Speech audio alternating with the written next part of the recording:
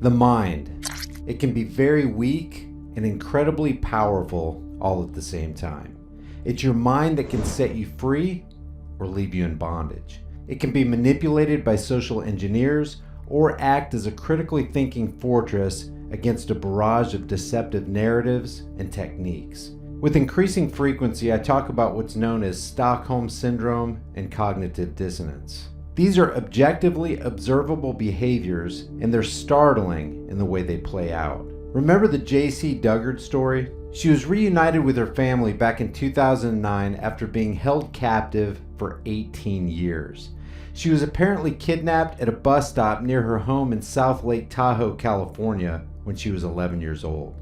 For 18 years, she lived in tents and lean-tos behind the house of her captors, sex offender Philip Garrido and his wife Nancy, along with 2 children born to JC and allegedly fathered by Garrido. While this man's actions are clearly those of a perverted monster, Duggard felt that her relationship with Garrido was almost like a marriage. Experts say that it's actually not very surprising that Duggard developed a bond with her captor and that she did not try to escape sooner. In numerous past cases, kidnapping and hostage victims have come to sympathize with their abductors.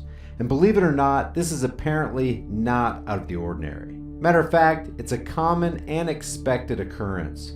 The phenomenon is called Stockholm Syndrome, after a 1972 bank robbery in Stockholm, Sweden, where bank employees held hostage for 6 days ultimately bonded with their captors. In that case, the hostages resisted rescue, refused to testify against the robbers, and even raised money for their legal defense. Other famous cases include Patty Hearst, a rich heiress who was kidnapped in 1974 by the Symbionese Liberation Army, an American terrorist group. Hearst, who was 19 at the time, apparently came to sympathize with the group and even participated in a bank robbery with them. One reason people may develop sympathy for their captors is a psychological idea called cognitive dissonance. When people recognize inconsistent views within themselves, they tend to alter their thinking to remove the conflict. A mundane example is the tendency of people to value a product more highly after they buy it. It's hard for people to think of a product as worthless and think of themselves as smart customers at the same time. So they often come to think of their purchases as being worth more than they would if they hadn't bought them. Even in the more complex case of kidnapping, cognitive dissonance can come into play. When people have been kidnapped and are in a situation of genuine threat and terror, in order to deal with the situation or survive, they have to act compliant or act nice to their captors. There's this tendency in their minds to achieve consistency. While Stockholm Syndrome sounds far-fetched, it's based on well-known psychological effects. The main reason people question whether something like Stockholm Syndrome is real is because it seems so irrational. But the thing is, our thoughts, feelings, and behaviors are largely governed by unconscious and irrational processes. And it's these irrational processes that social engineers exploit to their own advantage. Once they know a person's weakness, they can leverage that knowledge and manipulate the minds of many people. A lot of people would like to think that they'd be more objective in these kind of situations. They'd say things like they would have tried harder than J.C. Duggard to escape.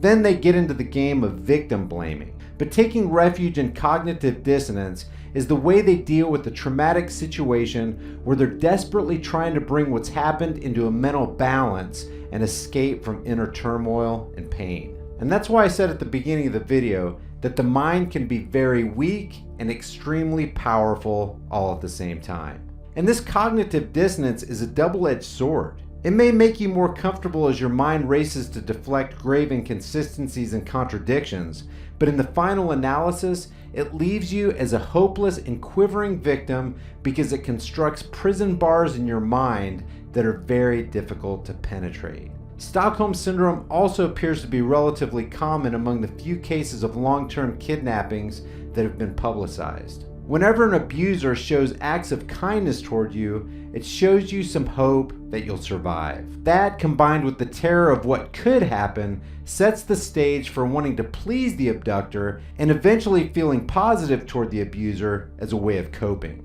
The longer you're held captive, the more likely you are to bond with your captor. In Duggard's case, 18 years with the Garridos is longer than she had lived with her own family.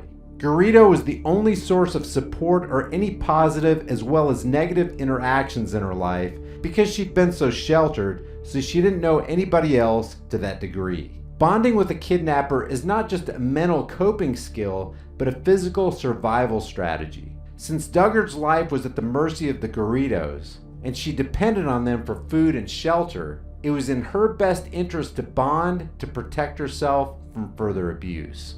Somebody who's kidnapped as a child might make an unconscious decision to not fully see the abuse and bond with the person providing food and shelter. A person might respond by putting it out of their mind and acting like it's not happening. Stockholm syndrome is similar to the reaction of many victims of domestic violence like children or spouses who suffer abuse at the hands of their parents or partners. Duggard developed an understanding of her captor's psychology called betrayal trauma theory. According to the model, victims who are dependent on their abusers often cannot acknowledge or fight against the abuse because their resistance might provoke retribution. It's the exact relationship we see with people and government agents. Responding or fighting back may only cause the abuser to become even more abusive or stop taking care of them in the way that's needed for survival. When people are in a situation where they're really empowered to say no, they generally will. But if people view their oppressors as their only source of support, they feel like they're really going to be stuck if they speak out against them or seek an alternative way of living away from their captors. Guys, if you enjoyed this video, subscribe to the channel, hit the bell notification icon, give it a thumbs up, and share it with everybody you know. Guys, don't forget to take a second to go to the HighImpactFlix.com website and subscribe if you want to see more of my content. One way or another, we're going to fight censorship. Hopefully, the people at YouTube will get their heads out of their asses long enough to realize that thinking people on their platform aren't going to tolerate their tyrannical tactics for much longer. But I wouldn't hold my breath. Guys, if you like what we're doing here on this demonetized, censored channel and you want to support the effort, the Patreon, PayPal, and Bitcoin links are below. If you want to support the channel by grabbing a shirt or two, check out the new in-your-face designs like Black Rifles Matter, Escape from California, Taxation is Legalized Theft, and Sheepvolution. I'm adding new designs every week, and I do take design requests, so check back often. Thank you guys for subscribing, watching, sharing, and especially for all your kick-ass, thoughtful comments. I'll see you guys in the next heavily censored, demonetized video. Stick around.